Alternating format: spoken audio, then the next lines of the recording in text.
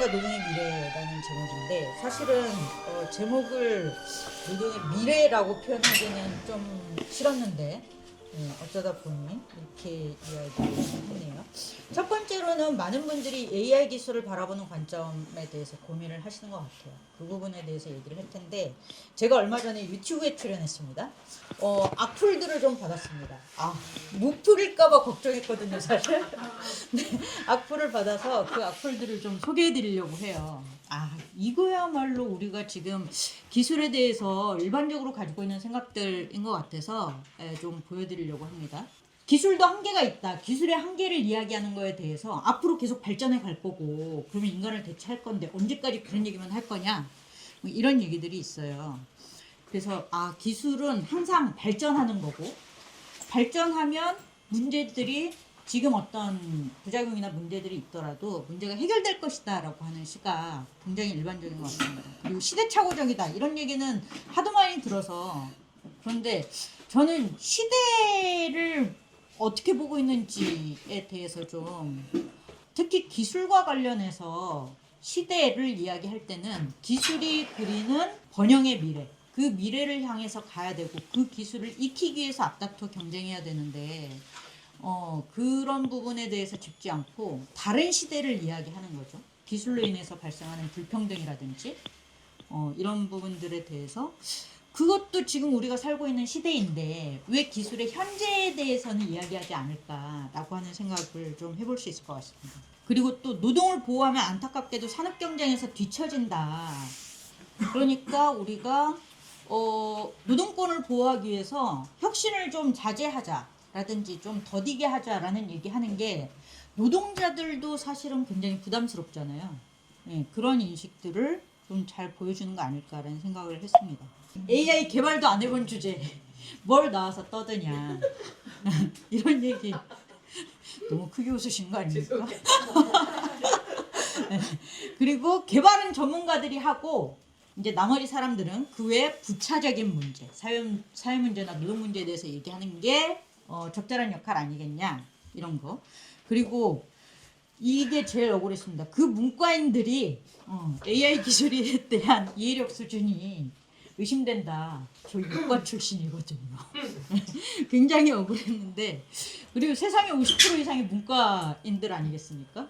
그러면 50% 이상은 AI에 대해서 얘기를 하면 안 되는 것인가 뭐 이런 생각이 들었고요. 그리고 유일하게 제가 이 악플들 중에 동의할 수 있었던 건 지식도 어설프게 부족한 사람은 사실 맞습니다. 부족한 거 맞고요. 앞으로 우리가 논의하고 배워야 될 게 굉장히 많고 근데 사실 저뿐만 아니라 우리 사회 전반적으로 AI에 대해서 논의하는 지형 자체가 담론 자체가 형성되지 않잖아요. AI 개발에 반대하는 목소리들이 뭔가 얘기를 꺼낼 엄두도 못 내고 이런 상황 치우치고 반사회적이고 그렇습니다. 제가 반사회적이고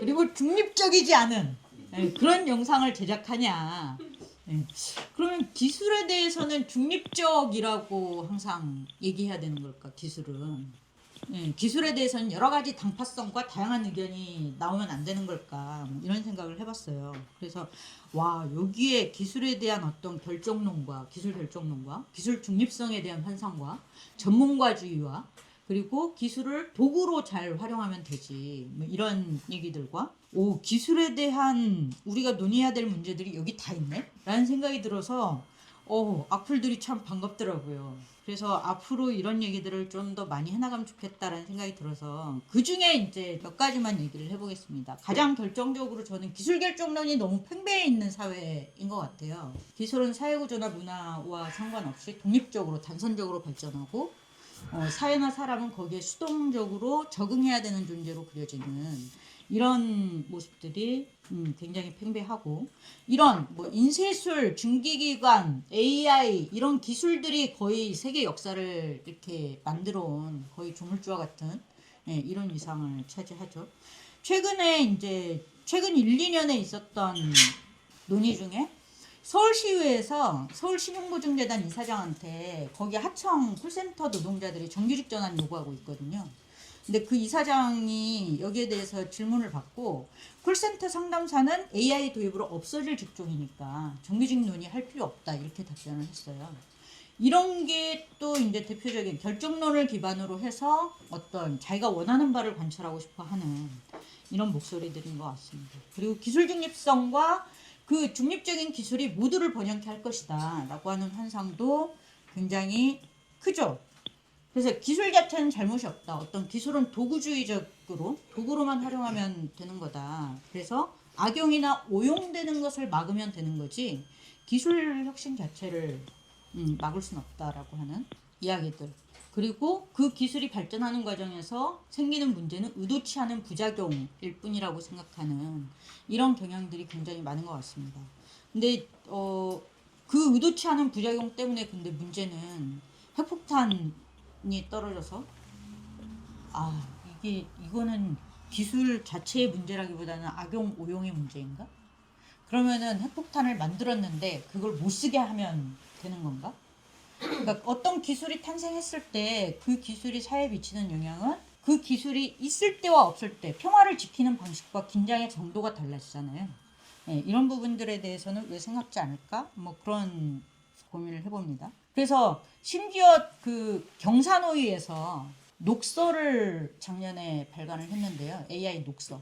AI와 노동에 대해서 몇 가지 질문이 있는데 그 중에 한 질문이 이거였습니다. 혁신을 저해하지 않는 범위에서 노동권에 대한 부작용을 최소화하기 위한, 그러니까 언제나 기술에 대해서는 혁신을 저해하지 않는 범위에서 사회 문제를 이야기해야 하는 이런 것들은 또 우리를 가둬놓고 있는 올가미가 아닐까라는 생각을 해봤습니다. 그래서 이런 거는 미래에 어쨌든 모두에게 번영을 갖다 줄 거기 때문에 지금의 부작용은 좀 감수하자라고 하는 논리들을 만들어내죠. 그런데 실제로 그러냐, 제가 그 여러 가지 사례들을 얘기를 했었는데 오늘은 한두 가지만 좀 얘기를 하고 넘어가려고 합니다. 공장에서 공작기계라는 기계가 있어요. 기계를 만드는 기계입니다.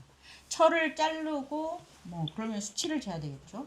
구부리고 깎고 뭐 이런 거를 하는데 여기 노란 박스 안에 있는 이런 기계죠. 지금 보면은 이제 공작기계가 이 공장에 쫙 서 있잖아요. 그리고 사람은 없죠. 얘네들이 알아서 이제 자르고 붙이고 뭐 구부리고 등등 기계를 만든다는 얘기겠죠. 근데 이 공작기계가 공장에 어떤 유형으로 도입됐는지에 대해서 굉장히 이제 유명한 연구가 있었습니다. 이거를 꽤 오래전에 과학동화에 소개한 글인데요. 공작기계가 출현할 당시에 두 가지 기술이 경합을 벌였습니다. 하나는 녹음재생, 정확히 말하면 리코드니까 기록재생이죠. 노동자의 움직임을 기록해서 그거를 재현하는 방식입니다. 그렇기 때문에 노동자가 항상 노동자의 어떤 움직임이나 이런 것들이 기록이 돼야 되죠. 노동자가 기계를 통제합니다. 이거는 노동자가 움직이는 대로 기계도 움직이기 때문에 굉장히 유연하고 사용 범위도 굉장히 넓습니다. 그리고 숙련도를 노동자의 숙련을 그대로 재현할 수 있죠. 근데 반면에 수치 제어 공작기계라는 게 거의 비슷한 시기에 개발이 됐습니다. 이거는 컴퓨터에 그냥 몇 센치로 잘라 입력하면 되는 거죠. 그러니까 노동자의 숙련이 필요 없고 탈숙련이 가능하고, 특히 이거를 선호했던 건 군부인데요. 복잡한 정밀기계나 무기를 만드는데 적합했다고 합니다. 네, 이거는 이제 기계가 노동자를 통제하는 방식이죠. 서로 장단점이 분명하고 많이 경합을 했기 때문에 막 이걸 가지고 싸우다가 결국 군부와 경영진의 전폭적인 지원, 특히 탈숙련과 무기 생산에 좋다, 노동자를 통제할 수 있다라고 하는 장점 때문에 수치제어 공작기계가 채택이 됐고 지금은 대부분 수치제어 공작기계가 사용되고 있습니다. 이 과정은 노사 간의 치열한 대립과 경합, 그리고 그 속에서의 어떤 타협이나 투쟁의 결과로 기술이 채택되고 있다라고 하는 것을 보여주는 대표적인 사례로 언급이 되고 있습니다. 그리고 그 재작년인가요? 노벨상 받았던 아세모글루와 사이먼 존슨이 썼던 권력과 진보라는 책은 기술이 인류 역사에서 기술이 얼마나 많이 번영과 반대되는 방향으로 작동했는지를 보여줍니다. 거기 보면은 산업혁명 시대에 100년 가까이 노동자들이 기계의 엄청난 발전에도 불구하고 굉장히 참혹한 상황이 있었고, 그 상황을 뒤집었던 것은 기술의 발전이 아니라 노동조합, 선거권, 복지 이런 것들이었다라는 이야기를 하죠.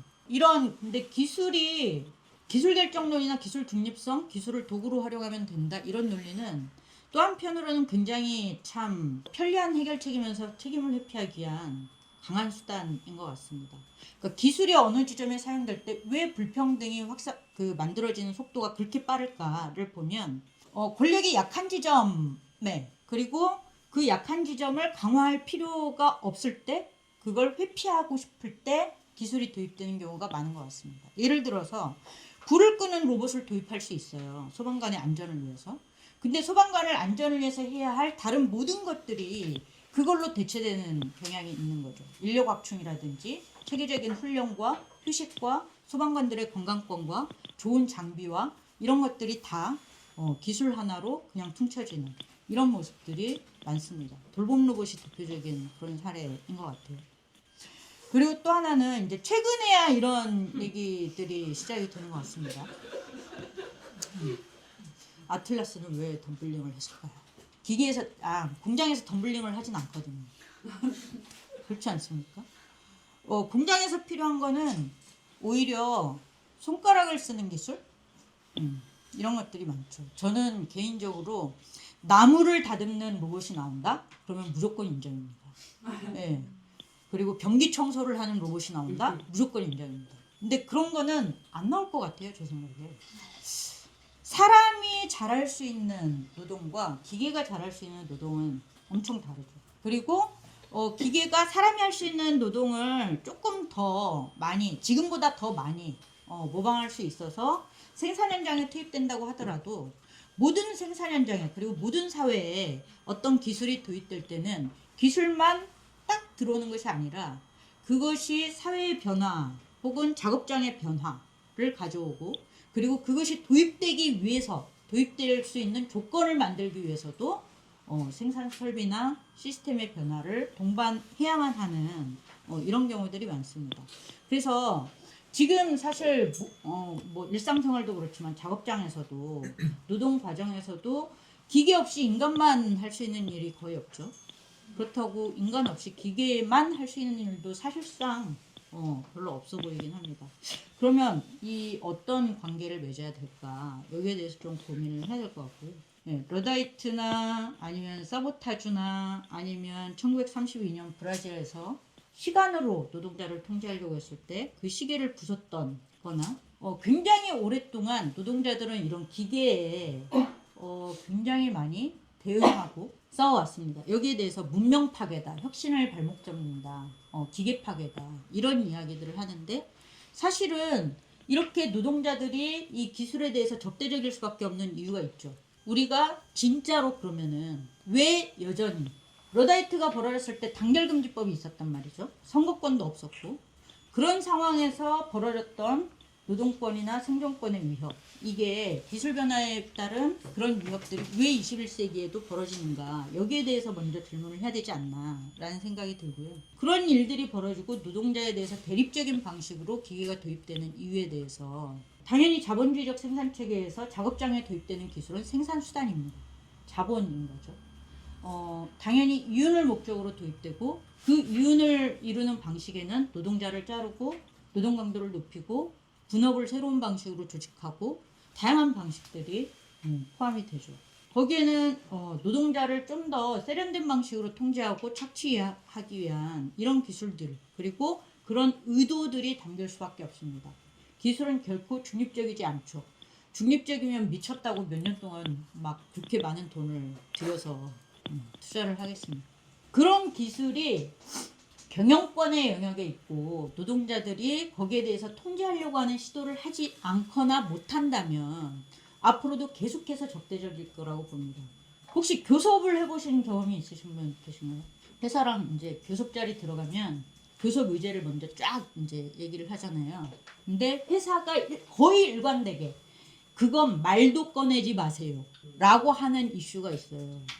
예, 인사권 문제입니다. 그리고 이런 기술이나 생산수단, 설비, 시스템, 공정, 어떤 재료를 쓸 건지 이런 것들에 대한 부분, 경영권이라고 주장하는 부분입니다. 그러니까 인사권, 경영권을 거의 신규단계 모시듯이 하거든요. 이게 법에도 없어요. 뭐 정체불명의 권리예요. 권리도 아닌데 사실 그 경영권의 영역의 기술이 계속 남아 있다면 앞으로도 계속 그럴 거다. 그리고 우리는 자동차 회사에 직서열 생산 방식이 도입이 돼요. 그러니까 부품 회사에서부터 자동차 완성차 공장에 기계가 돌아가는 위치에 맞게 필요할 때 바로바로 부품을 갖다 조달해주는 이런 거라고 할 수 있죠. 거기에 대해서 노동자들이 이거를 거부할 거냐 선택할 거냐만 두고 생각한다면 우리 고용 안전하고 임금 삭감 안 되면 수용, 그렇지 않으면 고용보장 약속할 때까지 거부. 요 사이에서만 이 두 가지만 가지고 선택한다면 그 사이에 이런 생산수단에 대한 기술에 대한 통제를 기획할 수 있는 다양한 고민들은 사장될 겁니다. 근데 그렇게 직서열 방식이 그 정규직 노동자들의 고용보장을 약속하면서 도입된다고 하더라도 그거는 하청이 제때제때 부품 조달을 하는 게 굉장히 중요하거든요. 하청 노사관계에 대한 원청의 개입과 간섭이 시작이 됩니다. 엄청나게 하청 노사관계에 대해서 정보를 엄청나게 모으고요. 통제하고 거기에 대해서 조절하려고 합니다.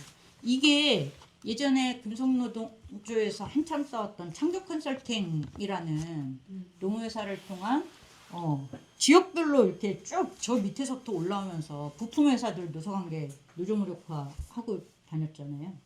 그런 상황까지 만들어질 수 있습니다.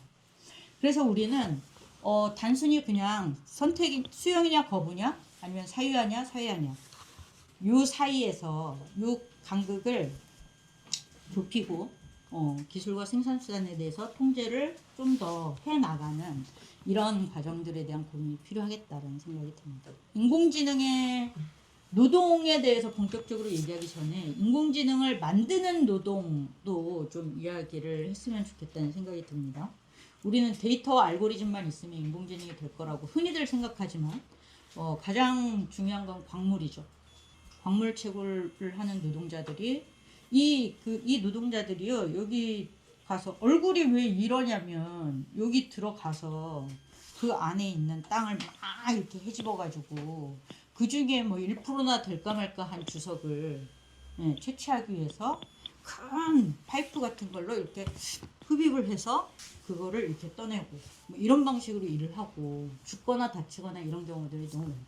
아동노동?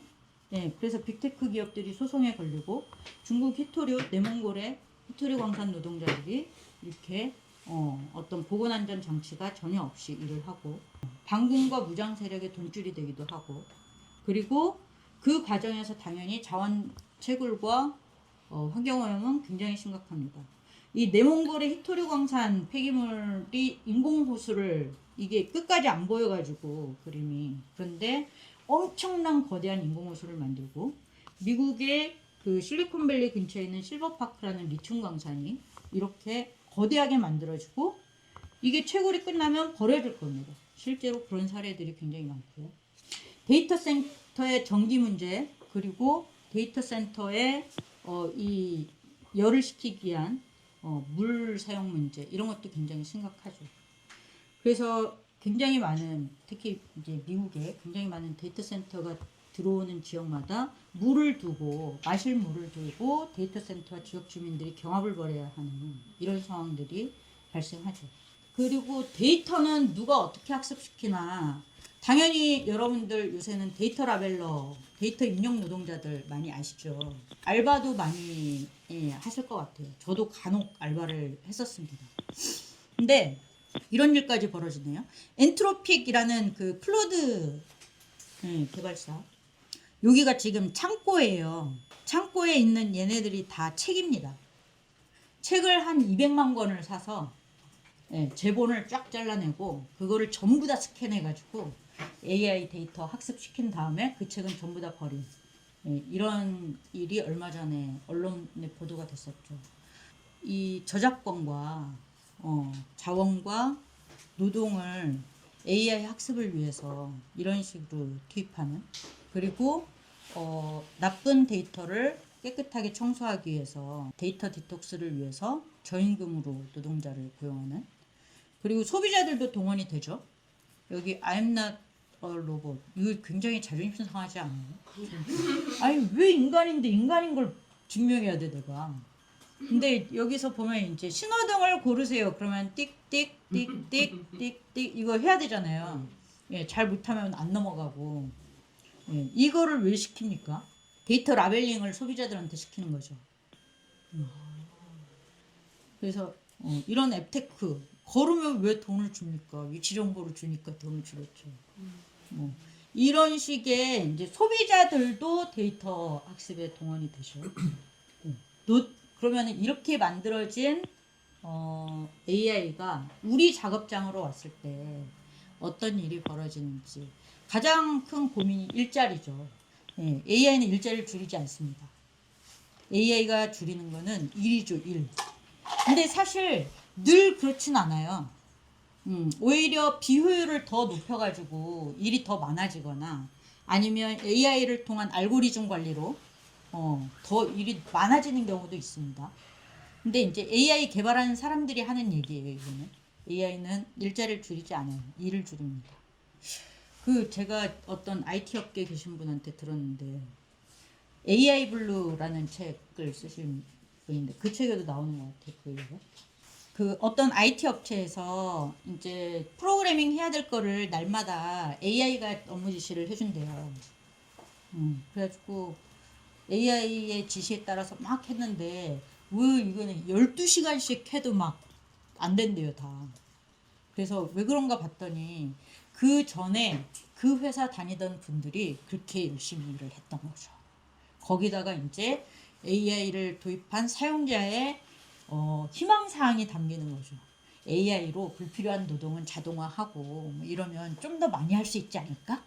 뭐 이런 그런 일 때문에 일이 더 늘어나기도 하고요. 근데 어쨌든 뭐 주장하는 바에 따르면 그렇습니다.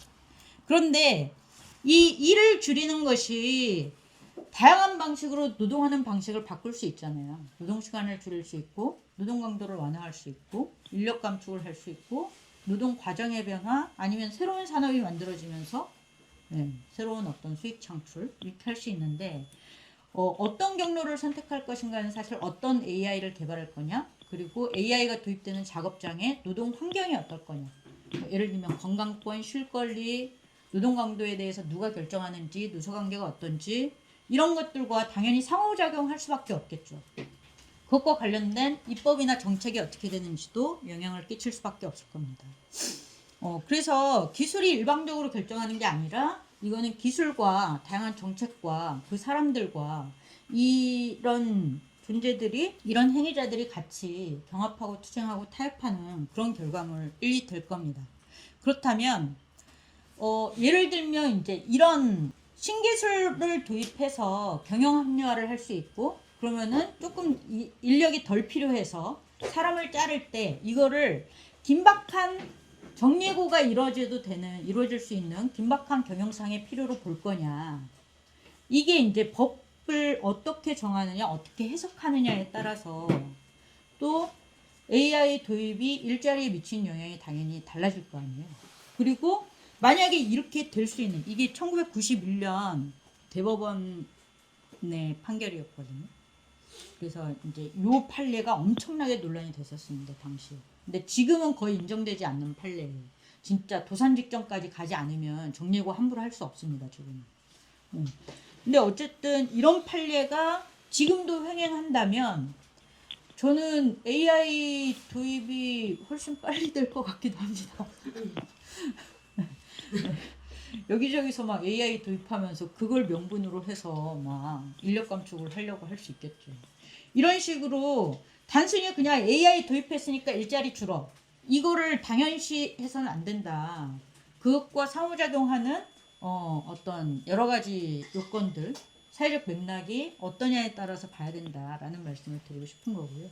그럼에도 불구하고 어떤 우리는 완전 자동화 또는 그에 준하는 어떤 수준에 도달할 수 있을 것처럼 이야기하는 경우들이 많습니다. 이거는 노동하지 않고 싶다라고 하는 그러니까 노동해방이라는 걸 노동으로부터의 해방으로 해석하는 이런 관점과 그렇죠.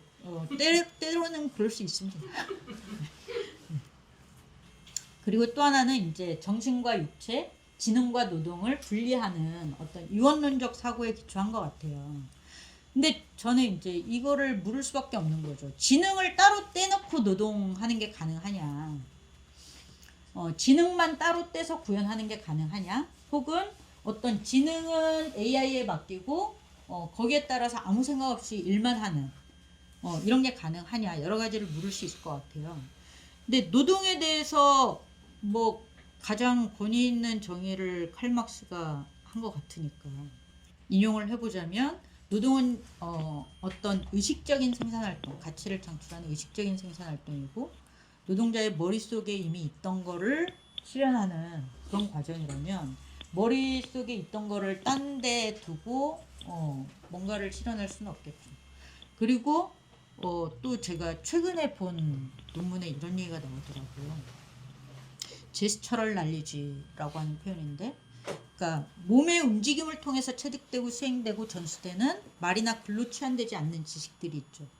그러니까 이게 뭐 당연히 암묵지라고 불리는 이런 거일 것이고, 그리고 어떤 몸의 기술 이런 거일 것이고, 그리고 사람과 사람이 어떤 몸으로 상호작용하는 그런 과정에서 만들어질 수 있는 그런 노동이겠죠. 네, 이런 것들을 고려했을 때 제 생각에는 완전 자동화는 불가능하다고 생각합니다. 근데 자동화는 그러면은 왜 이렇게 막 어떤 지능과 노동을 분리할 수 있을 것처럼 일어나냐. 저는 오히려 그것을 분리하는 게 목적이 아니라 노동자의 지식과 숙련을 경영진이 자기 걸로 이전시키기 위한 이런 목적이 더 크지 않나 이런 생각을 해봤습니다. 네, 스티븐 호킹 박사에 대해서 컴퓨터 위에 뇌를 복사할 수 있다고 주장을 했지만 실제로는 그와 함께 했던 다양한 사람들과의 네트워크 속에서 그가 물리학자로 활동할 수 있었다는 이런 인류학자의 연구 결과가 있었고요. 또 이제 기술이 도입됐을 때 가장 즉각적으로 나타나는 효과는 분업의 제조직화나 노동과정의 재편이죠. 근데 이게 이제 새로 도입되는 기술과 그동안에 이 노동과 관련돼 있던 많은 사람들이 일을 새롭게 나누게 되죠. 그 과정에서 어떤 일은 사라지기도 하고 이런 일들이 벌어집니다. 예를 들면 마트에 캐셔 노동자들이 있었는데 셀프 계산대로 계산을 하잖아요. 어떠세요 여러분? 셀프 계산대 마음에 드십니까? 네? 네, 저도 진짜 짜증납니다. 네. 근데 저는 셀프 계산대를 사용하면서 비로소 캐셔 노동자들이 계산만 했던 게 아니구나를 깨닫게 됐어요. 이분들은 계산도 했지만 쿠폰 어디서 만드는지 멤버십 카드 어디서 만드는지 안내도 했고 내가 5만원어치만 살려고 그랬는데 53,000원어치 샀을 때 물건 하나 빼놓고 그거 갖다 주고 이런 것도 했었고 그리고 뭐 훔쳐가지 말라고 붙어있는 보안택 같은 거 그거 떼주는 것도 했었고 이랬던 거죠. 근데 그런 어떤 사람이 연속적이고 종합적으로 수행하는 이런 노동을 세분화시켜서 그 중에 일부를 기계로 옮기는 이게 바로 자동화인 거잖아요. 그랬을 때 사람과 기계가 어떻게 자연스럽게 연결될 것이고 기존의 소비자들에게 제공되던 서비스가 어떻게 계속해서 유지되거나 혹은 강화될 것이냐 여기에 대한 고민이 있어야 되는데 그런 고민들 없이 실제로는 굉장히 많이 도입되기 때문에 노동자들에게도 해롭고 소비자에게도 이익이 되지 않는 이런 자동화가 너무나 발생하는 것입니다. 그래서 그런 자동화는 사람의 노동이 필요 없는 것처럼 보이게 하고 이런 노동들이 눈에 보이지 않게 되는 거죠. 그리고 아마존에서 물건 사서 걸어만 나가면 자동으로 계산이 된다고 했었는데 실제로는 알고 보니 인도 노동자들이 일일이 한 땀 한 땀 수작업을 해서 계산했던 이런 일과 같은 사기극도 벌어지죠. 노동의 비과시화는 당연히 노동자의 권리와 생명과 안전을 비과시화합니다. 그래서 안전을 위해서 만든 스크린도어에 노동자가 죽는 이런 상황이 벌어지죠. 그리고 AI는 자동화는 의사결정을 원격화하고 관제화합니다. 아까 노동자의 숙련과 지식을 경영진으로 이전한다라고 하는 건 경영진이 그 모든 정보를 갖고 노동자를 통제하고 상황을 관제탑에서 보듯이 한꺼번에 뭐 제어할 수 있을 거다라고 하는 이런 얘기죠. 그리고 최근에 이제 문제가 되는 것 중에 가장 대표적인 건 알고리즘 관리나 노동 통제가 굉장히 많이 벌어집니다. 이거 넘어가겠습니다. 뭐 여러 가지 이거는 많이들 알고 계신 것 같아요. 그래서 이런 이제 데이터를 경영진이 독점하면서 알고리즘 관리하고 원격화, 관제화가 이루어지면 노동자들이 여기 자기 데이터가 무엇이 수집되고 어떻게 이용되고 있는지 그리고 어떤 과정을 거쳐서 나에 대한 의사결정이 이루어지는지 이런 것들을 알기가 어렵죠. 그래서 이제 굉장히 많은 회사들에서 우리는 그래 인력 대체할 생각 없어. AI 도입해서 인력 대체할 생각 없고 노동자들을 지원하고 노동자의 역량을 강화하는 데 보탬이 되는 그런 AI 도입을 할 거야 라고 이야기하는 경우들이 많습니다. 근데 그것도 어떤 기술 하나 도입하면 무조건 그게 돼. 이렇지 않더라고요. 기존의 그 회사의 노사관계나 평가보상 체계나 교육훈련이나 노동자의 숙련이나 이런 게 어떤지에 따라서 굉장히 많이 달라지더라라는 건데요. 예를 들면 콜센터에 도입되는 상담 코칭 AI들이 많습니다. 내가 안내하다가 요금 알려줬어야 되는데 빠뜨렸어. 그러면 AI가 요금 정보 알려주세요. 이런 거를 표시를 해주는 거죠. 근데 그 중에 해외에서 많이 도입되는 게 감정 분석 AI거든요. 일본에 도입되는 어떤 AI는 고객의 감정을 11개로 구분을 해서 그 중에 분노 상태일 때 빨간불이 들어오게 표시를 해준대요. 그것과 상담 코칭 AI가 결합돼서 고객이 분노 상태니까 사과하십시오. 네, 죄송합니다 라고 이야기하세요. 라는 상담 코칭이 결합이 됩니다. 근데 여기에 그 회사의 평가 기준이 회사의 어떤 혹은 AI의 그런 코칭을 자의적 판단으로 거부했을 때 페널티를 주는 평가 시스템, 평가 기준이 있다라고 생각을 해봅시다. 그럴 때는 이게 노동자를 지원하는 AI가 아니라 노동자를 통제하는 그리고 노동자의 자율권을 박탈하는 AI가 되겠죠. 이런 것들을 좀 같이 고려해 볼 수 있을 것 같고요. 이제 본격적으로 그러면 AI에 대해서 노동자들이 어떻게 대응해야 될까를 고민을 해보겠는데요. 여기서부터 내용이 좀 많은데 시간이 별로 없어서 이거는 나중에 자료로 공유를 받으시는 걸로 하고 간단하게 짚겠습니다. 일단 저는 현대자동차에서 아틀라스가 투입됐을 때 밝혔던 입장에 대해서 좀 생각을 해보는데요. AI, 그러니까 아틀라스 도입 자체를 반대한 건 아니죠. 협의를 통해서 도입하자라고 했던 거죠. 근데 저는 이제 신기술 도입 시 누사 합의를 해야 된다는 단체 협약을 갖고 있는 건 굉장히 훌륭하다고 생각합니다. 그런데 무엇에 대해서 합의해야 될까? 사실 이거 나중에 유튜브에 올라가나? 공개적으로 얘기하기는 좀 그렇지만 네, 여기서부터 편집점. 네. 솔직히 좀 우려가 됩니다.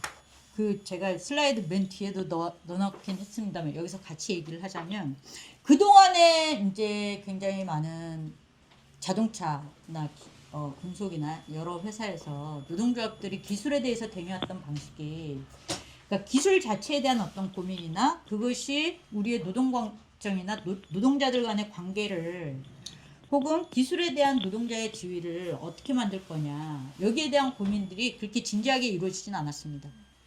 그냥 고용보장 오케이? 오케이? 이거였거든요. 이거 들어오는 대신 어라? 이거 컨베이어 벨트 속도 좀 빨라지겠는데? 그러면 수당 인상 오케이? 오케이. 이런 방식이었거든요.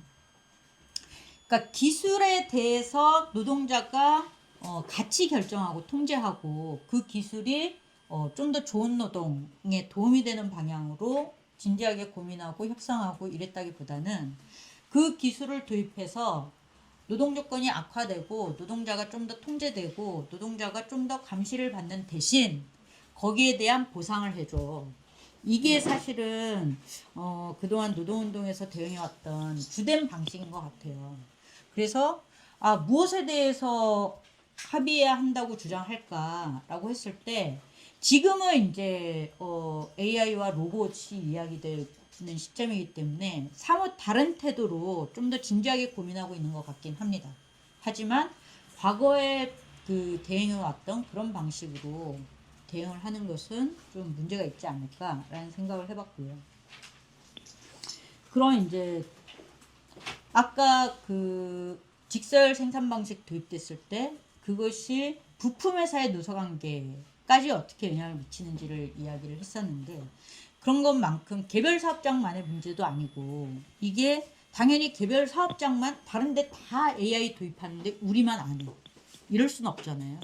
예, 그렇다면 이것을 단순히 현대차 노조가 개별 사업장 노동자들의 고용이나 복지나 임금에 관해서만 고민을 하는 것이 아니라 금속노조 그리고 민주노총 차원에서 전 산업 혹은 전국적으로 같이 고민해야 되는 주제가 되겠죠. 그리고 정부 정책에 대한 입장도 얘기하고 사회적 논의도 제안하고 이렇게 해야 될 겁니다. 네, 그런 부분들이 이제 조금씩 되는 것 같아요. 조금씩 고민을 좀 치열하게 하는 것 같은데 아직은 굉장히 많은 어려움에 부딪혀 있는 것 같고요. 그 실제로 그러면 어떻게 대응할 수 있느냐 그 사례들을 한번 좀 봤으면 좋겠고요. 유럽연합의 인공지능법과 우리나라의 뭐 그 인공지능 기본법은 좀 이따 얘기를 해주실 것 같아서 유럽에서 사회적 논의와 노동조합의 참여가 어떻게 이루어졌는지를 좀 이야기하겠습니다. 당연히 AI법 전문에 노동조합이 들어가기 전에 초안에는 없었던 게 포함된 게 있어요. 고용 및 노동자 보호에 관한 기존 법들을 보완하는 법이다. 이런 내용이고요. 그리고 각국에서 이 AI법을 받아들여서 국내법으로 만들 때 노동자에게 더 유리한 법률을 재개정하고 단체 협약을 노동자에게 더 유리한 것을 적용하도록 장려한다 라고 하는 문구가 들어가 있습니다. 그리고 유럽연합 산업안전보건 기본지침에도 사업장에 신기술을 도입하고 계획할 때 노동자 또는 노동자 대표가 협의할 수 있어야 된다라는 이야기를 합니다. 그리고 유럽연합 플랫폼 노동 지침에도 노동조합들이 참여해서 노동권 보호 조항이 강화됩니다. 이게 중요한 것은 사실 그 많이 받는 질문 중에 하나가 제가 IT 기업에서 개발자로 일하는데요. AI에 대해서 저는 어떻게 해야 될까요? 방송사에서 일하는 아트 디자이너 그런 질문을 한다거나 이러면 개인 수준에서 할 수 있는 게 사실 별로 없잖아요. 그래서 개인이 어떤 것도 할 수 없다는 것 때문에 이 기술에 대해서는 대응할 수 없어 라고 생각하고 무력감을 굉장히 많이 느끼잖아요. 그랬을 때 이 노동조합이나 시민사회 전체가 같이 집단적으로 어떻게 개입할 것인가의 문제는 굉장히 중요한 것 같습니다. 그래서 유럽에서는 굉장히 많은 유럽연합 차원에서도 그렇고 개별 국가 차원에서도 그렇고 굉장히 많은 경우에 무슨 협정, 협상, 선언 이런 데 노동조합이 참여하고 시민단체도 당연히 참여합니다. 그리고 거버넌스에 참여하는 경우들이 굉장히 많죠.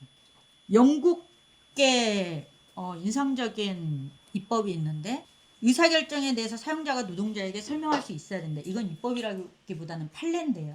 소송 과정에서 만들어진. 그러니까 자동화된 의사결정을 했을 때 여기에 대해서 노동자가 어떻게 대응하느냐 사용자가 설명할 수 있어야 된다라고 하는 의무를 명시를 하는 거죠. 그리고 스페인 같은 경우는 직장협의회 관련 노동법이 2021년에 개정이 됐는데 AI에 대해서 사전에 정보를 제공하고 협의를 해야 된다. 노동영향평가를 할 수 있어야 된다. 그리고 노동자 대표에게 기준과 절차를 설명해야 된다. 이런 내용들이 있습니다. 라이더법에서는 이제 프로파일링이나 이런 것들을 금지하거나 혹은 노동자 대표에게 관련 정보를 제공하는 내용들이 있고요.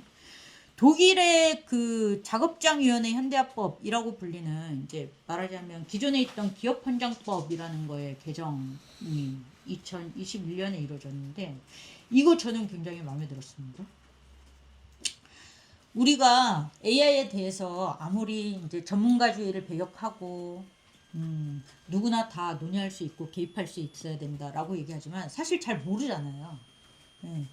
그래서 저는 이 정보와 지식이 부족한 집단에게 어떻게 그것을 제공할 것인가에 대한 고민이 필요하고, 그래서 여기는 아예 법에 노동자위원회는 외부 전문가의 자문을 받을 수 있고 그 자문 비용을 회사가 대야 된다라고 하는 내용이 포함이 되어 있습니다. 미국은 우리나라에서 한참 4차 산업혁명 얘기하던 시절에 오바마 정부에서 AI 자동화 그리고 경제라는 그 보고서를 냈어요. 이 전략 세 가지가 있는데 그 중에 세 번째가 노동에 관한 겁니다. 여기에 광범위한 성장의 공유를 보장하기 위해서 전환기의 노동자를 돕고 노동자의 역량을 강화하라라고 하는 전략에 포함된 정책들이 이게 뭐 최저임금을 올려야 되고 노동자의 교섭력을 높여야 되고 이런 내용들이 있습니다. 그리고 미국 연방노동부에서 이제 각 지방 노동청에서 어떻게 너네가 이제 그 근로감독을 해야 된다 이런 현장 집행 지침을 제출을 했는데, 여기 보면은 이제 그 인간의 감독 없는 AI 자동화 구현이 위법일 수 있고 기존 노동법이 후퇴해서는 안 되고 뭐 등등 이런 내용들이 포함이 되어 있습니다. 안타깝게 트럼프 들어서 굉장히 많이 후퇴를 했고요. 그래서 각 주별로 이제 입법이 쭉 이루어집니다. 소비자 여기는 미국은 연방정부 차원의 개인정보보호법이 없어요. 그래서 캘리포니아주는 기존의 소비자보호법에 있던 조항을 노동자에게까지 확장하는 방식으로 AI 안전 투명성법이라고 해서 개발 단계에서부터 안전하게 만드는 그런 내용들. 그리고 콜센터 법안이라고 해서 이게 결국 주리사 거부로 발효는 못됐지만 상원까지 통과한 게 콜센터 상담사를 대체하는 AI 도입을 금지한다는 거. 이런 것들이 쭉 있습니다. 노동자들의 투쟁과 교섭도 굉장히 활발하게 이루어지고 있습니다. 대표적으로 헐리우드 노동자들의 2023년 투쟁이 있었죠. 유나이트 히어라는 주로 여기는 이제 관광산업, 호텔, 카지노, 식당 노동자들의 자기 노동에 알고리즘이 어떻게 개입되고 있는지에 대한 연구와 그걸 바탕으로 하는 교섭이 있었습니다. 그래서 라스베가스 노동자들이 실제로 이제 교섭을 하고 투쟁했던 언론노조의 노동자들, 그리고 데이터 입력 노동자들, 그리고 전미통신노조 노동자들의 이런 자체적인 활동, 그리고 언론노조에서 뉴스는 싸구려 기성복이 아니다라고 하는 조합원 대상으로 하는 캠페인들, 프랑스 노동조합들로 구성된 시민단체에서 여기서 주도해서 정부나 공공부문 사용자단체까지 모아가지고 18개월 동안 논의를 해서 교섭지원 플랫폼을 만든다든지 이런 노력들이 있습니다. 그리고 단체협약은 시간이 없어서 자세히는 말씀을 못 드릴 것 같아요. 굉장히 많은 노동조합들이 AI 도입하기 전에 일단 정보 제공을 해야 된다. 여기서부터 시작해서 단체협약 조항들을 만들고 있습니다. 그 미 연방정부 노동조합, 그러니까 공무원 노조도 우리로 치면 공무원 노조는 이렇게 세세하게 자세하게 사용자가 노동조합에 통보해줘야 된다. 이런 내용들을 좀 담고 있고요. 그리고 단체협약이 유효기간이 아직 안 끝났어도 AI 도입할 거면 그거는 교섭해야 된다. 이런 내용들이 있고, 그리고 거버넌스 운영하는 과정에 노동조합들이 참여할 수 있어야 되고, 그리고 AI를 뭐 예를 들면 감독을 대체하는데 혹은 엑스트라를 대체하는데 기자를 대체하는데 AI를 사용할 수 없다라고 하는 사용범위나 고용의 문제들도 단체협약에 포함될 수 있습니다. 그리고 아까 AI 평가 시스템이나 이런 거에 따라서도 AI의 기능이 확 달라지죠. 건강권이나 데이터에 대한 접근권, 통제권, 거부권 이런 것들도 단체협약에 포함이 되고 있습니다. 마지막으로 하나만 말씀드리면 얼마 전에 편집 좀 다시 통으로요? 아니 네. 아까 끝냈어야 되는구나. 두 번째 제가 어느 조직이나 인물을 뒷담화를 깠다 싶으면 편집 좀. 저는 사실 민주노총 조합원인데 민주노총 위원장님이 얼마 전에 말씀하신 거를 좀 굉장히 불만스러워가지고 어느 이제 그 토론회에 나가서 그런 말씀을 예? 아, 100분 토론이었나요? 나가셨는데 그러니까 데이터 제공에 대한 대가를 요구하자. 예, 노동자들. 우리의 숙련을 가져가는 거니까. 그래서 그거를 임금에 반영한다거나 이렇게 할 수 있지 않겠냐 이런 말씀을 하셨습니다.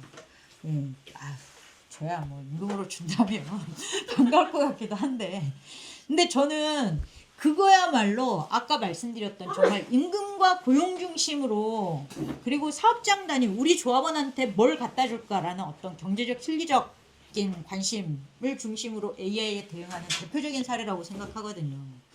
저는 노동운동이 한국의 노동운동에 대해서 가장 안타까운 지점 중에 하나가 그겁니다. 모든 문제를 그걸로 소환시키는, 그걸로 환원하는.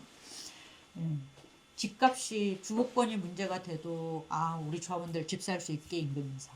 심지어 사교육이 팽창돼도 사교육해야 되니까 임금 인상. 뭐 이렇게 가는 그런 거의 연장선으로 데이터에 대해서마저 그렇게 접근한다면 주거권 해결되지 않고 불평등이 더 심화되는 것처럼, 그래서 노동조합 있는 사업장과 없는 사업장의 격차가 오히려 커져서 문제가 되는 것처럼 저는 이것도 마찬가지일 거라고 보거든요. 그리고 거기에 대한 대가를 받는다? 데이터를 넘겨주겠다는 약속인 거잖아요. 적어도 다음번 임금 협상까지는 거의 영구적으로 넘겨주겠어. 그런 데이터에 대한 자기결정권이나 이런 것들을 포기하는 대가로 그렇게 접근하는 것이 타당하냐? 저는 엄청나게 큰 재앙을 불러올 수 있을 것 같아요. 그래서 이게 어떤 임금이나 복지나 고용이나 어떤 경제적 실리적 대가나 이런 것들보다는 좀 권리나 결정권, 개입과 통제를 할 수 있는 어떤 방향 이런 거를 중심으로 좀 고민이 돼야 되지 않을까 이런 말씀을 드려봅니다. 이거 편집 안 해도 될 것 같아요. 민주노총 위원장님 말씀하신 거 있잖아요 방금 전에. 네, 양경수 위원장님 잘 듣고 계시죠? 네, 아주 중요한 말씀하셔가지고 편집 안 하면 안 될 것 같고 양경수 위원장님이 꼭 들으셔야 될 것 같습니다. 들어야 될 것 같고 저희 같이 이제 중요한 얘기 해주신 것 같고 바로 그 질의응답이나 아니면 하고 싶으신 말씀 있으시면은 오프라인이든 온라인이든 말씀해 주시면 될 것 같고, 데일리 노블의 그 수치 제어 공적기계 사례를 인공지능에 이제 엮어서 설명하신 거에 대해서는 반갑게 생각을 하는데, 그 지난번 그 체제 전환 포럼 때 이제 그 헐리우드 배우 노조의 이제 사례를 어떤 대안적 사례로서 이제 언급하셔서 좀 놀라했던 기억이거든요. 근데 그게 그 얼굴의 데이터 사용에 대한 그 비용, 그러니까 일정 정도의 보상을 청구하는 것을 이제 어느 정도의 그런 대안으로서 제시를 하셨던 것으로 저는 기억을 하는데, 그러니까 그때 이제 답변하시기로는. 근데 그게 어떤 기술을 갖다가 그 불가피한 것으로 전제를 하고서 일정 정도의 배당을 받는 형태라는 거에서는 오늘 이제 양문수 씨에 대한 비판이 이제 입장이 달라지신 것인지, 아니면은 그때 뭔가 좀 다른 맥락이 있었는데 그걸 충분히 설명하지 못한 것인지, 데이비드 노블의 사례를 설명하실 정도라면은 이제 스칸디나비아에서 노동조합이 주도적으로 다른 형태의 기술을 발전시키고 있는 그 유토피아 어머스 프로젝트의 사례를 아마 읽어보셨을 거라고 생각하시는, 그런 부분에 대해서는 검토가 안 된 것인지, 아니면 검토를 했지만 어떤 한계가 발견이 돼서 그거를 갖다가 어떤 전술로서 대응을 제시를 하지 않고 계신 것인지, 그리고 이번에 그 에스모글루가 노동자 친화적 AI라는 이제 그 글을 발표를 했는데, 이제 그 글의 내용 자체를 이제 따지고 보면은 노동 운동을 갖다가 배제한 형태의 노동자 주도의 그 노동자 친화적 AI 모델이라고 볼 수 있을 것 같은데, 그 부분에 대해서는 이제 현재 대응 전략에서 어떤 이제 그와 관련돼서 그 마이클 푸지가 이제 주장했었던 인간 중심의 시스템이라던가 이런 부분에 대해서 혹시 검토가 되는 것인지 아니면은 검토가 안 된 것인지에 대해서도 이제 답변을 좀 부탁드립니다. 저는 사실 배우노조가 이제 자기가 이제 동작이나 자기 모양을 모사하는 것과 관련해서 거기에 대해서 이제 보상을 받고 이런 거 이전에 더 강조하고 싶었던 건 그걸 모사하는 작업을 할 때 그리고 이미 다 자기 노동이 끝나고 모사가 완료된 상태에서도 그거를 사용할 때마다 그 배우에게 동의를 받아야 된다라는 걸 좀 더 강조하고 싶었고 지금도 그렇거든요. 그러니까 그것이 전제되지 않고 그냥 사용 맘대로 하고 대신 돈만 줘 이게 아니라 배우노조 단협에서 제가 가장 인상적이었던 건 그거였어요. 굉장히 구체적인 형태로 이것을 어떤 걸 모사할 거고 어떤 작품에 어떤 맥락에서 사용할 거고 이거를 기술해서 심지어 그 주조연급뿐만 아니라 비중이 낮은 배우들에 대해서도 일일이 다 서면으로 서명을 받아서 동의를 얻어야 되고 그 배우가 사망했을 때 배우조합 또는 유가족들에게 그 권리가 넘어가서 사용할 때마다 동의를 받아야 되고 이런 것들이 굉장히 엄격하게 규정돼 있는 이 부분이 굉장히 인상적이었고 저는 그래서 이제 어떤 뭐 아까 임종총 위원장님 발언 얘기하면서도 했지만 그걸 넘겨줄 건지 말 건지 혹은 어떻게 사용할 건지 사용을 허락했지만 그 이후에 다시 옵트아웃을 할 수 있을 것인지 여기에 대한 자기결정권이 가장 중요하다라고 생각하고 있습니다. 그리고 대안적 기술 구성에 대해서는 사실은 제가 그 PPT 뒤편에 살짝 넣긴 했는데 시간이 없어서 얘기를 제대로 못하긴 했는데요. 당연히 노동자들이 지금 자기가 생산 현장에서 사용하고 있는 기술을 다른 방식으로 사회적으로 좀 더 유용한 방식으로 사용하기 위해서 재구성할 수 있고 혹은 그렇지 않은 기존에 사용하고 있지 않은 기술이라 하더라도 그런 노력들을 할 수 있고 그런 시도가 충분히 이루어져야 된다고 생각합니다. 그것이 어떤 기술운동, 노동운동 그리고 기후정의나 이런 다른 운동들과 다양하게 결합될 수 있는 가능성이 충분히 있다고 생각하고 근데 그 부분을 아직은 좀 낯설고 어려워들 하신 것 같아요. 그래서 오늘은 작업장에서 단체 협약이나 혹은 입법이나 정책을 통해서 어떻게 대응하고 있는지 이런 거를 중심으로 좀 소개를 해드렸던 거고 하지만 말씀하신 취지에는 충분히 공감하고 좀 더 그런 논의들과 그러니까 많은 것들이 알려져야 된다라고 생각하고 있습니다. 그 저작권 관련해 가지고 중간에 잠깐 언급을 하셨는데 그 저작권이라는 게 결국 그 지식을 갖다가 외화를 시켜서 독점적인 소유권 형태로 바꾸는 거잖아요.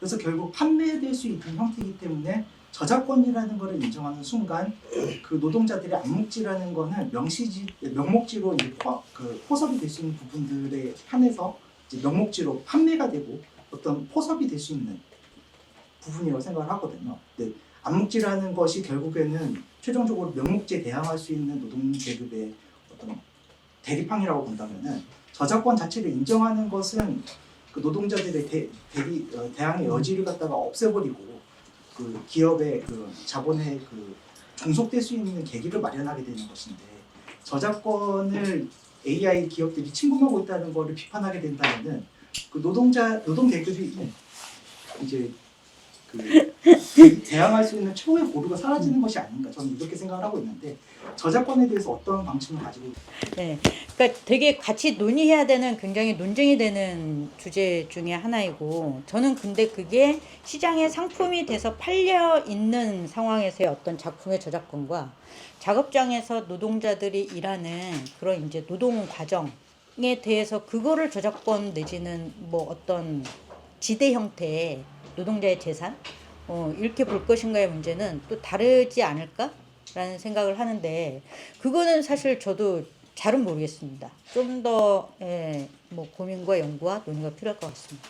김선철님이 금속노조의 경우에 단협상 신기술 도입 시 노조 협의 조항이 있는 것으로 알고 있는데 AI 관련해서 단협 사례나 계획이 있는지 궁금하다고 얘기하셨는데 여기 금속노조에서 일하시는 분도 계시니까 한번 답변 들어보면 좋을 것 같고 관련해서 다른 산별 조직에서는 뭐 그런 사례나 논의가 있는지 궁금하다고 말씀해 주셨습니다. 그 금속노조는 좀 굉장히 아틀라스의 효과인 걸까 굉장히 열심히 이제 고민을 하신 것 같아요. 사실 아틀라스 입장 처음 발표했을 때만 해도 현대자동차에서 사실은 그렇게 심도 깊은 고민이었던 것 같진 않아요. 얘기를 들어보면. 근데 기존에 이제 말씀하신 것처럼 노사 합의해야 된다라고 하는 단협이 있었고 근데 그 단협 무시하고 왜 너네 일방적으로 뭐 몇 년까지 도입하고 이런 거 발표하냐. 여기에 대한 반발이 있었던 것 같아요. 근데 그 뒤로 관심이 집중되고 조합원들도 거기에 대해서 좀 문제의식을 가지면서 되게 진지한 고민을 좀 하고 계신 것 같아요. 노조 차원에서. 그 외에는 이제 공공부문에서 이제 공공운수노조에서 아직 단협까지는 아닌데 연구 사업이나 이런 것들을 하고 있고, 최근에 제가 이제 듣기로는 LG U+ 있잖아요. 거기에 노동조합이 여러 개 있는데 그 중에 민주 U+라는 데서 지금 이제 AI 단협 요구안을 좀 내부에서 논의를 하고 있는 상황이고, 그리고 뭐 콜센터라든지 금융권, IT 이쪽에서는 워낙 영향이 크기 때문에 그런 논의를 하고 있고, 언론 노조에서도 이제 신문, 특히 인터넷 신문 이런 쪽에서는 이 요구안을 만들기 위해서 이번 이제 4월에 총회 있는데 그때부터 좀 이렇게 본격적으로 논의를 시작하신다고 하고요. 좀 이런 노력들이 곳곳에서 벌어지고 있는 것 같습니다. 그래서 그런 거는 좀 반가운 얘기이고. 현재 산업 그 당시 책이 나올 당시에 산업재해 데이터에 여성이 더 많이 산업재해를 당한지 뭐 남성이 많이 당한지가 제대로 나와 있지 않아서 그런 민감한 데이터를 제외하는 것이 민감 데이터를 제외하고 그런 다양한 정보들을 담은 데이터가 필요하다라고 했을 때 그럼 AI 시대에 우리가 무엇을 할 수 있을까라고 얘기를 해보자고 했죠. 그때 제가 얘기했던 거는 그러면 산업재해를 조금 더 예측할 수 있는 AI를 만들 수 있는데 단순히 이 AI를 만들어서 그냥 우리 산재 예측하는 AI 만들었으니까 끝이야 이제 예측할 수 있어가 아니라 산재를 예측하기 위해서는 그 현장의 모든 데이터를 다 수집해야 되고 이 공간이 안전한지 뭐 위험 물질이 어떤 게 있는지를 다 수집하는 그 모든 데이터 수집의 과정을 우리가 법적으로 녹여내야 하지 않을까라는 얘기를 했었어요. 근데 뭔가 이런 식으로 AI를 좋게 만든다고 한다면은 그것에 필요한 데이터들을 정말 하나하나 다 모으고 그 데이터를 모으는 과정이 예를 들어서 노학연대 같은 경우에는 이제 노동자분들의 그 휴게 공간을 점검하는 그런 보고서를 작성하는 식으로 나타나기도 하고 있는, 그래서 뭔가 이런 것들이 좀 하나 되면 좋지 않을까라는 생각을 해봅니다. 산재 예측 AI를 만들 수 있으면 좋죠. 근데 산재 예측을 사람이 하는 게 훨씬 정확할 것 같긴 해요. 그러니까 아까 말씀하신 것처럼 휴게 공간이 어떻게 마련돼 있는지, 그리고 용광로 주변에는 난간이 얼마나 튼튼하게 있는지, 그리고 기계가 위험해 보일 때 거기에 대한 작업 중지권을 현장의 노동자나 노조 대의원이나 이런 사람들이 갖고 있는지, 이런 이제 여러 가지 굉장히, 그러니까 정말 종합적으로 검토해야 되는 거고. 그래서 한때 이제 그 산업안전법이 개정되고 산업안전위원회 활동이 활발해지고 이랬을 때는 각 노동조합에서 거기에 대한 어떤 현장 조사나 이런 거를 요구하고 거기에 노동조합이 참여할 수 있도록 하고 이런 활동들을 굉장히 많이 했었거든요. 그래서 저는 현장에 그런 지식들이 어떻게 제도화 과정에 모이는가, 이게 굉장히 중요할 것 같다는 생각이 들었습니다. 온라인에서도 많이 말씀들을 해주시고 계시거든요. 그 조수민님이 개인이나 작은 단체가 AI 시대에 대응하려면 지금 당장 가장 현실적인 행동이 무엇인지 물어보시면서 AI가 약자를 더 잘 돕는 경우보다 조용히 배제하는 경우가 더 많지 않을까 얘기해 주셨고요. 개인이나 작은 단체 관련해서는 사실은 정말 너무 어려워요. 제가 이런 질문을 받으면 항상 드는 생각이, 예전에 그 삼성이 문호조 경영을 고수할 때 사실은 대대적인 캠페인까지는 아니지만 개인적인 신념으로 삼성 불매운동 하고 이러잖아요. 웬만하면 삼성 안 사고. 근데 살 수가 없어요, 그렇게. 삼성을 피해서 어떻게 살 수가 없어요. 지금 AI를 피해서 어떻게 살 수가 없는 지경이 돼버린 것 같아요. 그래서 개개인이 어떻게 AI에 대항한다, 이거는 굉장히 어렵고, 근데 또 그렇다고 해서 뭘 못하냐, 이것도 아닌 것 같아요. 그러니까 우리는 늘 거스를 수 없는 흐름이다라고 하는 것에 저항을 해왔습니다. 반세계화 운동을 하겠다고, 그 말도 안 되는 정말 세계화를 반대하겠다고, 예? 저기 멕시코 칸쿤에 가서 시위를 하고 홍콩에 가서 시위를 하고 이럴 수 있는 게 우리들인데, 왜 기술에 대해서는 전문가가 아니라고 생각하고 대응할 수 없다고 생각하고 그리고 기술은 어차피 우리 몫이 아니라고 생각할까 좀 고민이 필요한 것 같습니다. 제가 생각하는 방식은 개인 차원에서는 기술에 대한 어떤 심리적 의존도를 조금씩 줄이는 과정이 필요하다고 생각해요. 그래서 저 같은 경우는 어떻게 하고 있냐면 하루에 1시간씩 시간을 정해서 일체의 전자기기를 사용하지 않는 거죠. 노트북, 스마트폰 안 쓰고 1시간 동안 그 시간에 이제 강아지 데리고 산책을 나간다든가 이런 식으로 기술 사용도를 좀 의존도를 줄이고 그리고 또 그런 생각을 갖춘 사람들끼리 서로 만나서 연락망을 구성을 해서 나는 지금 어떤 이 기술에 대한 의존도를 줄이려고 이렇게 하고 있다 하는 식으로 이제 지식과 경험을 서로에게 공유하는 방식으로 하면서 이제 실천을 할 수 있고 거기서 이제 어떤 저항의 힘도 나올 수 있지 않나 그렇게 생각합니다. 그러니까 기후 위기에 대해서 대응하는 방식이 개인의 노력, 줍깅을 하거나 아니면 분리수거를 잘하거나 이런 방식으로는 한계가 있다고 얘기를 하지만 그런 실천을 하는 사람들에게서 더 큰 문제의식이 나오고 그런 실천을 공유하면서 또 운동으로 조직화되고 이렇다는 측면에서 그 자체가 어떤 대안이다 이렇게까지 얘기하기는 어렵더라도 또 운동의 시작점이 될 수 있지 않을까라는 생각을 해봅니다. 아까 한이님 얘기하셨는데 저도 이제 개인적으로 삼성 안 쓰기 운동을 집에 다 LG예요. 그래서 모든 물건이 다 LG인데 그거 보면서 그럼 LG는 뭐 그렇다고 해서 뭐 엄청 그럼 뭐야 친노동적 기업인 거 아니잖아요. 그래서 현타가 올 때가 있어요. 막 정말 모든 물건이 LG거든요.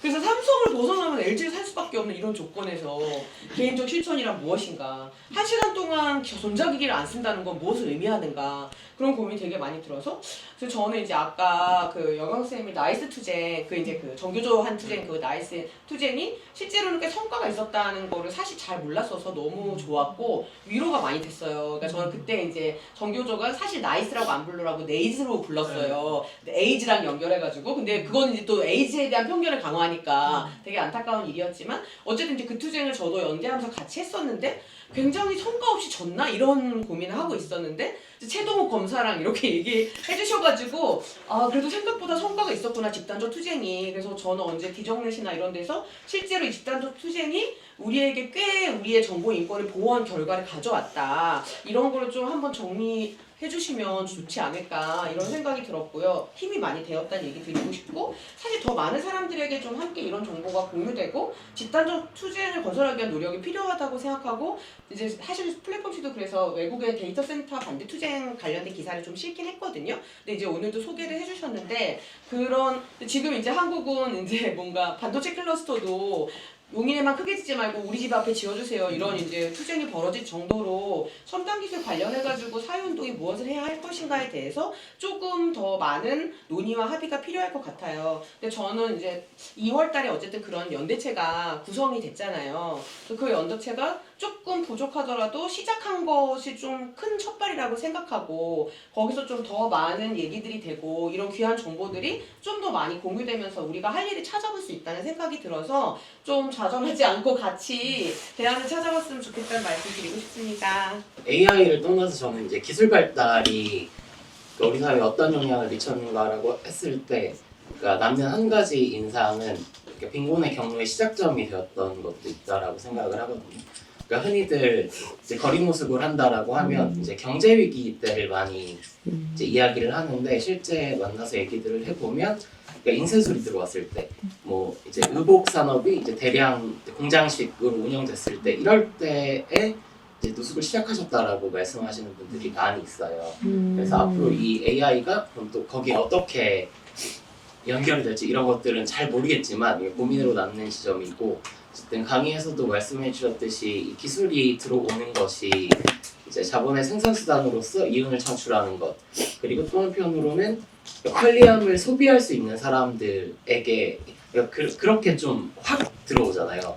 그러니까 그리고 요새는 이제 말씀해 주셨듯이 사실 모든 이제 사회 구성원들은 그 AI에서 이제 자유로울 수 없는 뭐 이런 상황인데 그렇다면 이 작업장의 교섭을 넘어서서 사회적으로 교섭을 어떻게 할 수 있는 방법이 있을까 이런 고민들이 들거든요. 그러니까 일상에서의 그러니까 예를 들어 뭐 제가 그냥 제 활동의 경험으로 생각을 해보면 사실 이제 휠체어 같은 것들도 이제 더 나은 방식으로 그 사람을 위한 설계가 가능한데 그렇게는 잘 빠르게 다른 뭐 아틀라스처럼 빠르게 기술이 도입되지 않거나 아니면 엄청 비싼 뭐 이렇게 되는 상황에서 이제 전체 사회 구성, 그러니까 사회에 유용한 방식으로서 이 기술을 도입하라는 것을 이제 같이 좀 교섭 안 될 것 같긴 하지만 당장은 그런 방식을 요구할 수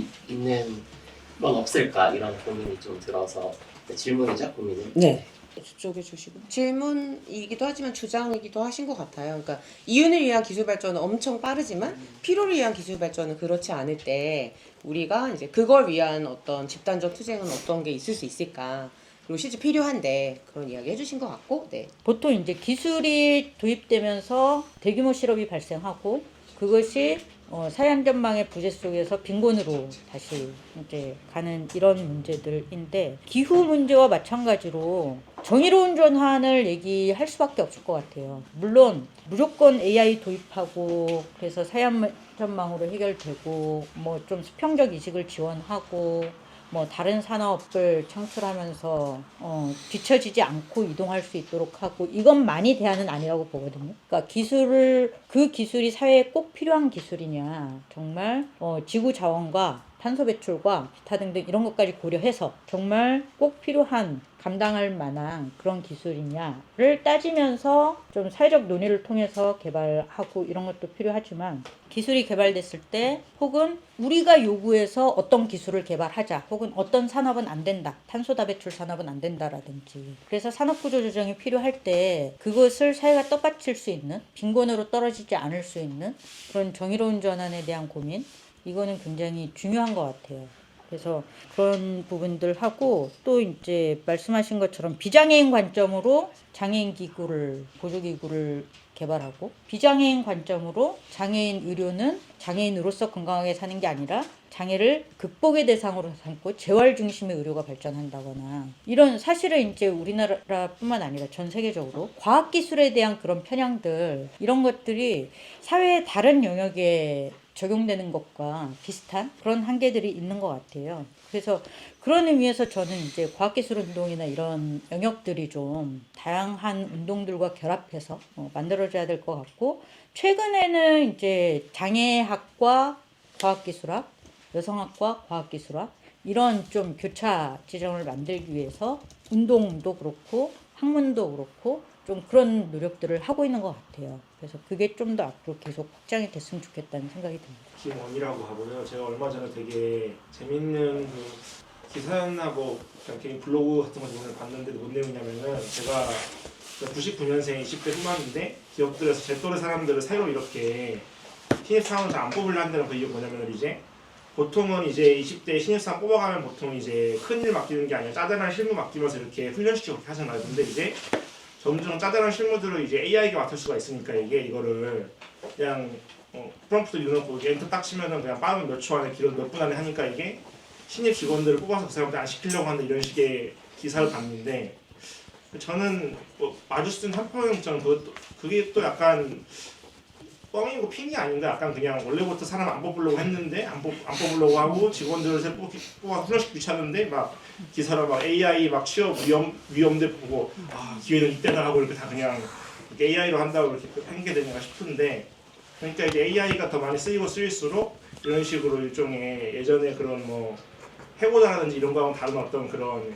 AI한 피해자가 계속 생길 것 같잖아요. 근데 그러면은 아무래도 뭔가 활동가들은 그런 거 보고 약간 뭔가 저 사람들 조직해 볼 수 있을까 약간 생각이 드는데, 저는 아직은 각이 잘 안 보여가지고 이게 그런 게 뭔가, 왜냐면은 어쨌든 해고자들은 어쨌든 같은 기업에 있었고 뭔가 이렇게 서로 간에 일치하고 이럴 수가 있는데, 뭔가 이거는 뭐 사실 지금 어느도 없잖아요. 어떤 이런 분들을 뭐라고 해야지, 약간 무슨 뭐 취업 탈락자 뭐 편도 이상한데 아무튼 뭔가 이렇게 이런 식으로 AI에 의한 그런 피해자들을 어떻게 뭔가 이분들을 운동적 주체로 이렇게 연대하고 성장할 그런 방법이 있을까라는 약간 고민이 있는데, 혹시 그런 것들에 대해서 두 분도 고민하신 게 있는지, 그래서 뭔가 나눠주실 게 있는지 이렇게 여쭙고 싶습니다.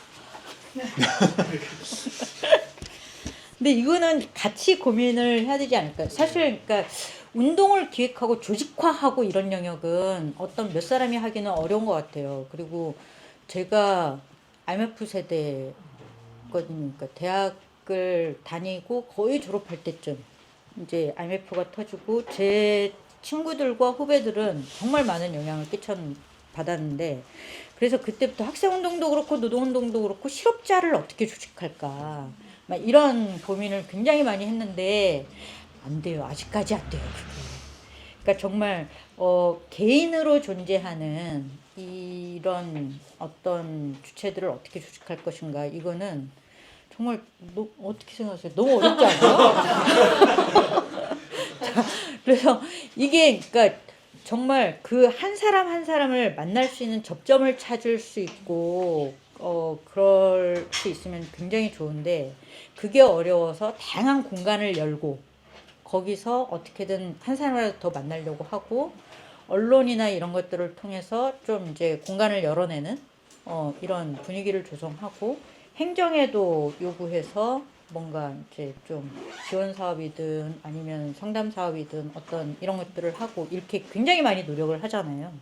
그래서 어떻게 해야 돼요? 오랫동안 운동을 해오셨으니까 좀, 너무 그거는 어려운 문제인 것 같고 고민을 좀 같이 해보겠습니다.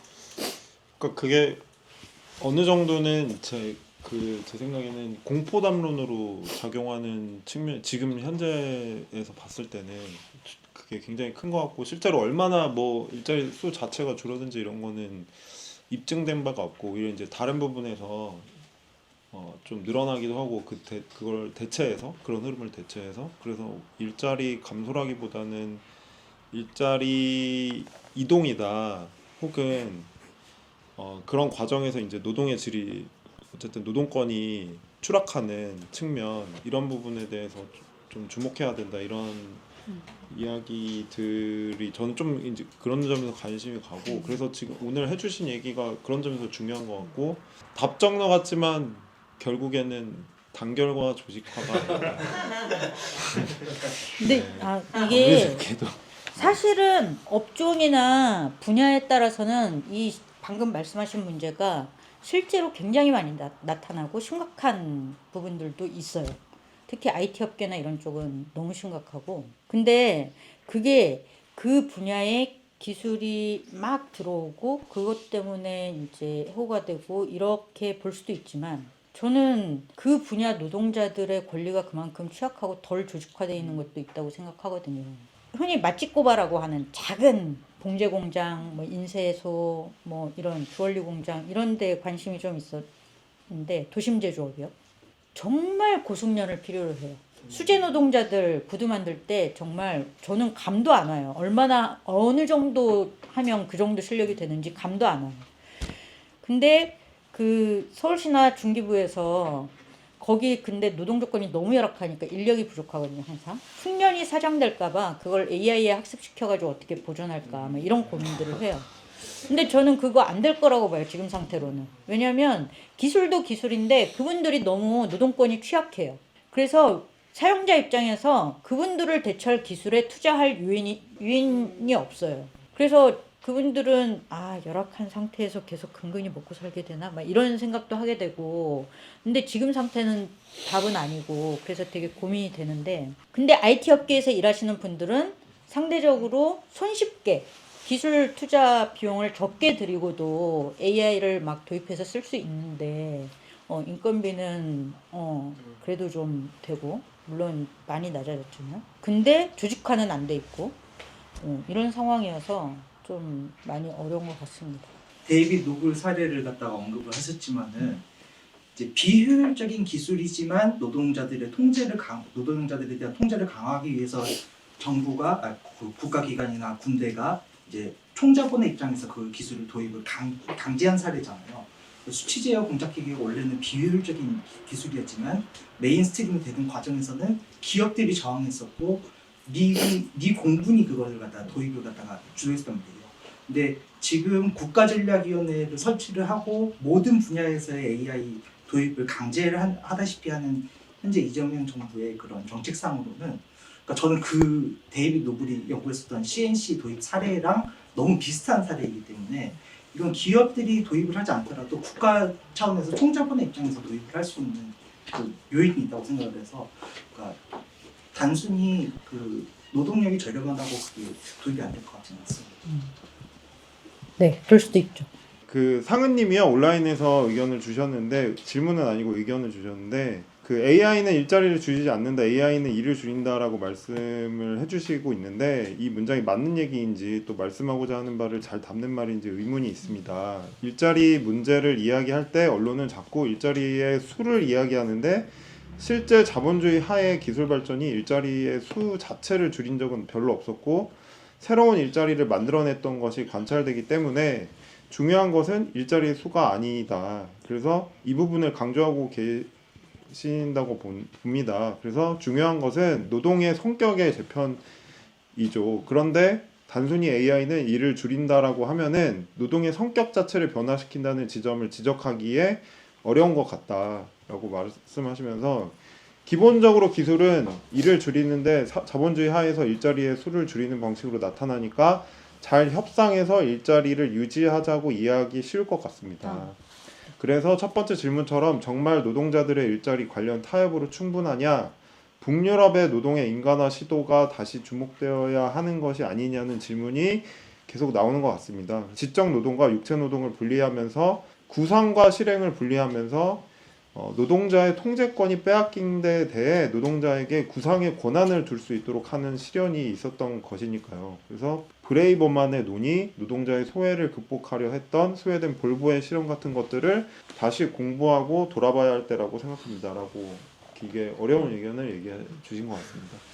그 온라인에서 방금 박상은 님이요? 네네. 네, 말씀해 주신 내용에 전적으로 동의합니다. 그래서 사실 그러니까 AI 하면 일자리부터 생각하기 때문에 제가 자료를 이렇게 구성을 했는데 몇 번 이 자료를 가지고 얘기를 하다 보니 이 방식으로는 제대로 전달되지 않겠다, 문제의식이라는 생각이 들어서 사실은 시간이 좀 더 있었으면 오늘부터 좀 이렇게 바꿔서 하려고 그랬는데 그래서 아까 그 부분 설명할 때 좀 이렇게 뭔가 중언부언이 많아졌던 것 같은데 예, 말씀 주신 내용을 반영해서 좀 자료를 재구성해서 앞으로는 좀 더 많은 분들과 좀 더 효과적으로 이야기를 해보겠다, 뭐 이런 말씀을 드리고요. 그리고 마지막으로 한 가지 드릴 말씀은 저는 정말 너무 뼈저린 경험이 있어요. 기술과 관련해서. 너무 죄책감, 그러니까 제가 진로를 결정하는데도 적지 않은 영향을 끼쳤던 사건인데, 제가 한때 이제 국회에서 일을 했어요. 법률 심의를 하잖아요.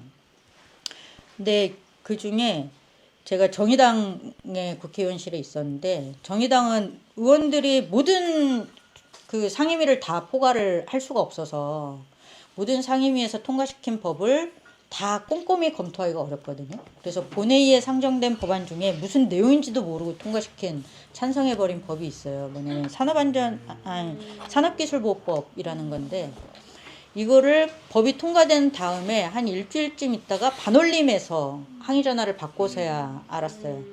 뭐냐면 노동자들이 그 공정에서 어떤 재료가 쓰이고 어떤 공정으로 이루어지고 그것이 노동자의 건강에 어떤 영향을 끼칠 수 있는지에 대해서 정보를 얻고 싶은데 삼성이 계속 그거를 영업기밀이라고 해서 거부하고 그랬는데 그 내용이 그대로 삼성의 논리가 그대로 법제화가 된 거죠. 네. 기업의 그런 기술을 함부로 공개해서는 안 된다, 이런 내용이에요. 이거는 그 법이 정말 거의 100%의 국회에서 그 당시에 그러니까 진보정당도 그 법이 어떤 의미인지 모르고 기술에 대해서 노동자가 알아야 된다 내지는 대중적으로 통제해야 된다라고 하는 그런 문제의식이 전혀 없이 그냥 통과된 법이었거든요. 그 뒤로 이제 다시 재개정을 하려고 나름 노력을 했지만 안 됐죠. 거기에 대해서 여전히 좀 약간 죄책감을 갖고 있어요. 근데 이게 모두가 뭐 그걸 죄책감으로 뭘 하자 이럴 수 있는 건 아니고 그만큼 우리가 막 무슨 노동법 개정된다 그러면 국회 앞에 들어가서 막 몇 달 동안 농성하고 막 이러는데 무슨 이제 그 주거권을 해치거나 장애 인권을 해치거나 이런 예산이 편성되면 정말 막 천막부터 치고 이러잖아요. 근데 기술과 관련된 어떤 거는 굉장히 많은 권리들이 권한들이 기술을 설계하는 사람들한테 위임돼 있는데 거기에 대해서 너무 우리가 모르고 무관심하고 이런 상황을 좀 극복해봤으면 좋겠다라는 생각이 들어서 오늘 이 자리도 그런 논의를 앞으로 확장시켜 나갈 수 있는 자리가 된 것 같아서